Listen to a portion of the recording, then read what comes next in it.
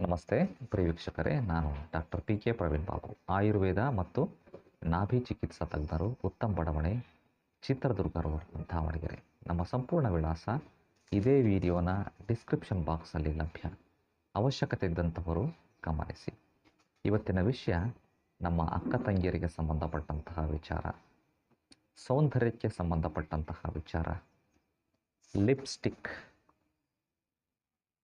Lipstick ಇಲ್ದಲೆ ಹೊರಗಡೆನೇ ಹೋಗಲ್ಲ. ಈಗ ಎಲ್ಲ ಮಾಸ್ಕ್ ಬಂದ್ಬಿಟ್ಟವೆ, ಹಂಗಾಗಿ ಸ್ವಲ್ಪ ಲಿಪ್ಸ್ಟಿಕ್ ಹಚ್ಚೋದನ್ನು ಕಮ್ಮಿ ಮಾಡಿರ್ಬೋದೇನೋ.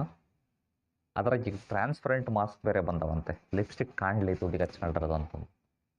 ಅಕ್ಕ ತಂಗಿಯರೇ, ಈ ಲಿಪ್ಸ್ಟಿಕ್ಕಲ್ಲಿ ಖಂಡಿತವಾಗೂ ಹಾನಿಕಾರಕವಾದಂತಹ, ಮಾರಕವಾದಂತಹ ಕೆಮಿಕಲ್ಗಳನ್ನು ಬಳಕೆ ಮಾಡಲಾಗ್ತದೆ.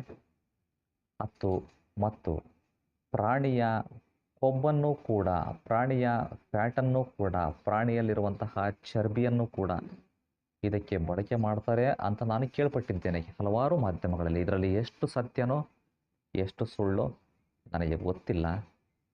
ಈ ವಿಷಯವನ್ನು ಕೇಳ್ಪಟ್ಟಾಗಿಯೂ ಕೂಡ ತಾವು ಬಳಕೆ ಮಾಡ್ತೀರಿ ಅಂತಂದರೆ ನಿಮ್ಮ ವಿವೇಚನೆಗೆ ಬಿಡ್ತೇನೆ. ಖಂಡಿತವಾಗೂ ಇದು ದೇಹಕ್ಕೆ ಹಾನಿಕಾರಕ. ನಿಮ್ಮ ತುಟಿಗಳಿಗೆ ಹಚ್ಚಿರೋ ಅಂಥದ್ದು ಖಂಡಿತವಾಗೂ ನಿಮ್ಮ ಬಾಯಿ ಒಳಗಡೆ ಹೋಗ್ತದೆ, ಹೊಟ್ಟೆ ಒಳಗಡೆ ಹೋಗ್ತದೆ.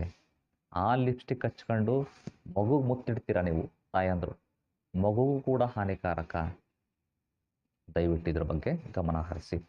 ಸರ್, ಹಂಗಾದ್ರೆ ನಮ್ಮ ತುಟಿಗಳು ಚೆಂದ ಕಾಣಲ್ಲ ಸರ್, ಚೆನ್ನಾಗಿ ಕಾಣ್ಬೇಕು ಅಂದ್ರೆ ಏನು ಮಾಡ್ಬೇಕು ಅಂತ ಹೇಳ್ರಿ. ಲಿಪ್ಸ್ಟಿಕ್ಕಿನ ಬದಲಾಗಿ ಏನನ್ನು ಬಳಕೆ ಮಾಡ್ಬೇಕು ಅಂತ ನಿಮ್ಮ ಪ್ರಶ್ನೆ ಹಾಕ್ತೀರಾ ಅಂತ ನನಗೆ ಗೊತ್ತು. ವೀಕ್ಷಕರೇ, ಇಷ್ಟು ಮಾಡ್ರಿ. ಮನೆಯ ಹತ್ತಿರ ದಾಳಿಂಬೆ ಗಿಡವನ್ನು ಹಾಕ್ಕೊಳ್ಳಿ. ದಾಳಿಂಬೆ ಗಿಡದ ಹೂವನ್ನು ತಗೊಂಬನ್ನಿ.